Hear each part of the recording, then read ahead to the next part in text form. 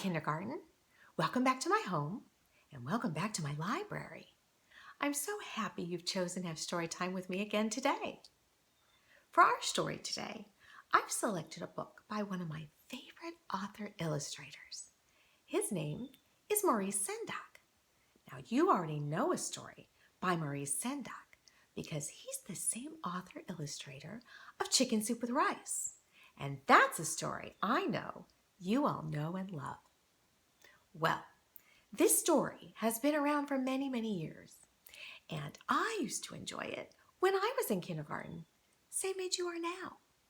And I'm wondering if maybe your grandmas and your grandpas and your moms and your dads might already know this story too.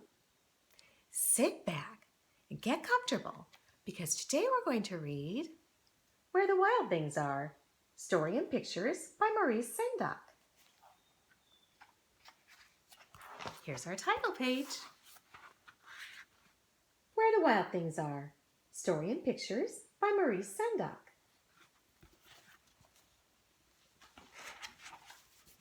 The night Max wore his wolf suit and made mischief of one kind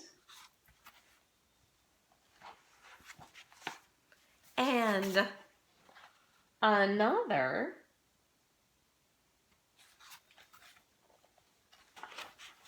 his mother called him Wild Thing, and Max said, "I'll eat you up."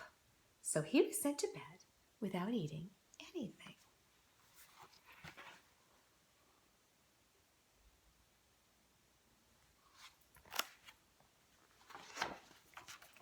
That very night, in Max's room, a forest grew.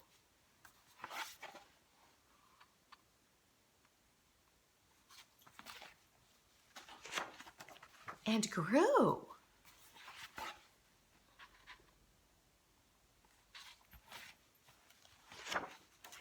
Until his ceiling hung with vines, and the walls became the world all around.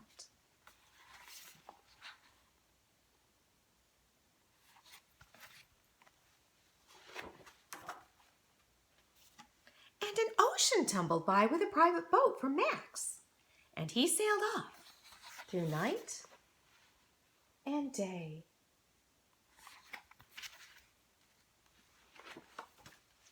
And in and out of weeks, and almost over a year, to where the wild things are.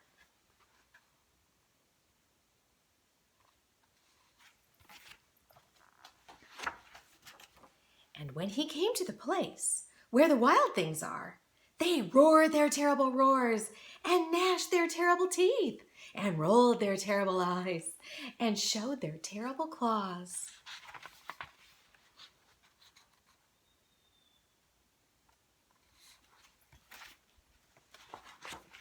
Until Max said, "Be still," and tamed them with the magic trick of staring into all their yellow eyes without blinking once. And they were frightened, and they called him the most wild thing of all.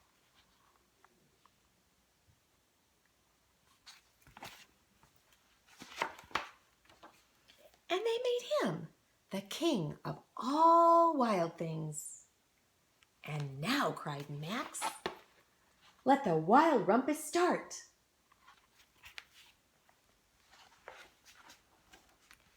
Kindergarten, if you don't know what a wild rumpus is, that's okay, because the next pages don't have any words on them.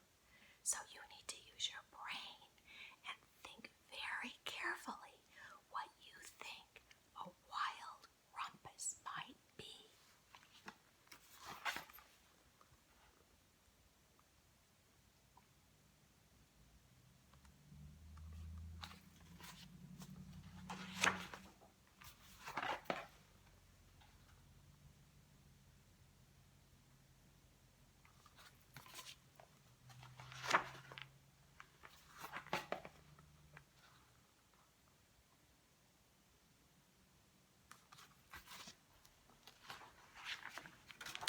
"Now stop," Max said, and he sent the wild things to bed without their supper. And Max, the king of all wild things, was lonely, and he wanted to be where someone loved him best of all. Then all around from far away across the world, he smelled good things to eat.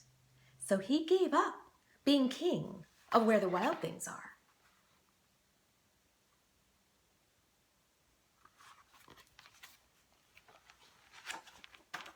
But the wild things cried, "Oh, please don't go.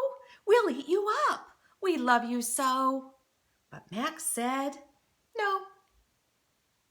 The wild things roared their terrible roars and gnashed their terrible teeth and rolled their terrible eyes and showed their terrible claws. But Max stepped into his private boat and waved goodbye.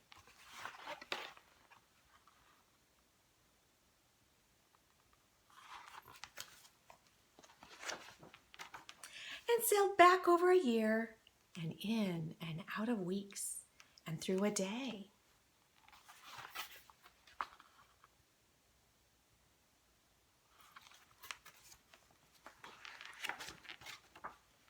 And back into the night of his very own room, where he found his supper waiting for him. And it was still hot. Kindergarten, I love this story so very much because I think it just goes to show that when children or grown-ups act a little wolfish and naughty, it doesn't mean you're in trouble forever, does it? No, it does not. Your mommies and your daddies and your friends and your teacher all love you best of all. Until we read again, kindergarten, I hope you have a wonderful rest of your day. Bye.